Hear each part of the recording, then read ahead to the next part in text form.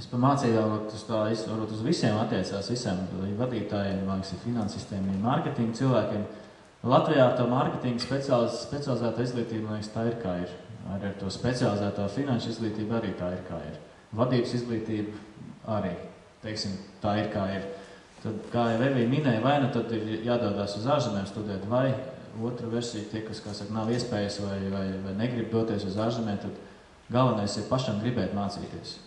Tas jau, kur tu mācīsies, tas jau būs sekundāri. Protams, ir tāpat Latvijas universitāte, ir Rīgas tehniskā universitāte, kas tur vēl mums Latvijā ir? Rīgas ekonomikas augstskola, Lauksaimniecības akadēmija, arī tur ir biznesa un ekonomikas fakultāte. Bet galvenais ir pašam gribēt mācīties, nevis iet pēc dokumenta, bet pašam mācīties. Un, teiksim, tas nākamais solis, parasti, teiksim, sākot strādāt un šajos 4-5 gados, kad mācās bakalauru, tad arī saproti, kur tu gribi beigās specializēties. Varbūt, ka tu beigās vispār gribi kaut ko citu darīt. Un pēc tam jau nākošais solis, tā jau varbūt ir maģistratūra, ko citi dara uzreiz pēc bakalaura, citi dara vēlāk.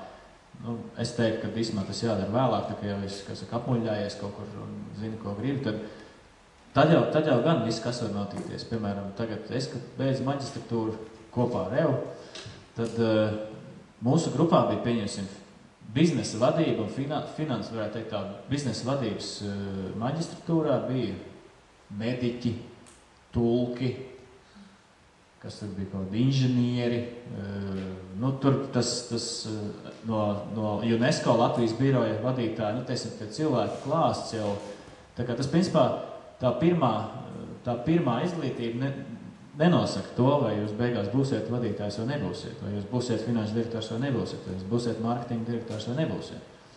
Galvenais ir tā vēlme mācīties sev, nevis papīrā. Jā, bet es pateikšu arī otru pusi, ka arī tas papīrs ir vajadzīgs. Un ļoti daudzos uzņēmumos, un šeit arī starptautiskos, jā, kamēr jūs neesat iepazīti, tomēr jūs iepazīst pēc papīra, nevis pēc tā, cik iespējams jūs esat čaklas strādnieks bijis kaut kur iepriekš. Jo pirmais, kas par jums vēst, ir jūs tomēr CV, tas ir jūs tas, ko mēs apstājāmies mūsējos, jā, tad, kur mēs esam strādājuši, kādu izglītību mēs iedevuši. Jā. Tas ir pirmais, bet Aigars joprojām tāpatās pareizi teica, ka tomēr jāmācas priekš sevi, bet tajā laikā, kad mēs mācījāmies, es tam studijām atceros diezgan maz. Ja godīgi, ja, tā izglītība, ko es iegūju pagājušajā gadā Rīgas ekonomikas augstskolā, nav salīdzināma to, ko es iegūju pirmo, jo viens ir varbūt pats izglītības līmenis arī ir mainījies, bet otrs ir mana uztvere par lietām ir mainījusies.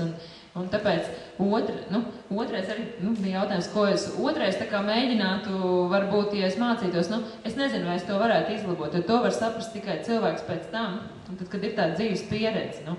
Bet tad tā galvenā lieta ir, augstāka izglītība ir vajadzīga, īpaši, ja mēs runājam par vadītāju līmeņiem, tur savādāk vispār nav iespējams. Un tagad arī, jo ir smagāk ekonomiskie apstākļi, jo lielāka konkurence tiem mums vadītājiem, ja? Un arī starp jums noteikti tālāk iegūt labas darba vietas. Bet, tāda izglītība vajadzīga, kur viņu izlemt, balstīties vairāk uz to, vai uz to, kas tev padodas, vai uz to, ko tu gribi dzīvē darīt, un tad arī izvēlēties atbilstoši skolas pēc savām spējām, kā iekļūt iekšā, vai arī pēc tā, kāda ir jūsu informācija pieejama par skolu.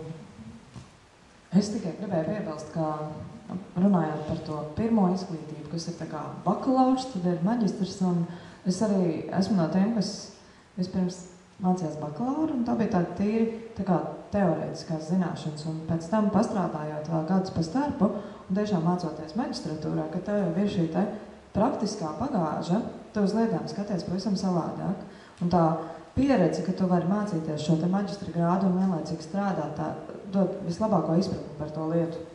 Teiksim, kā tie riteņi griežas un kas beigās sanāk, un tur es nevaru nepiekrist jau. Un pie bakalaura apstāties, es domāju, ka tas mūsdienu, bet īpaši tagad, kad tiek diskutēts par šo te izglītības kvalitāti, druskuņi ir par maz. Jo tas, ko dod šī te maģistratūras programma, īpaši, jo tu vari vēl to visu redzēt arī praktiski dzīvē, savā darbā uz vietas, tas ir stipri vērtīgāk.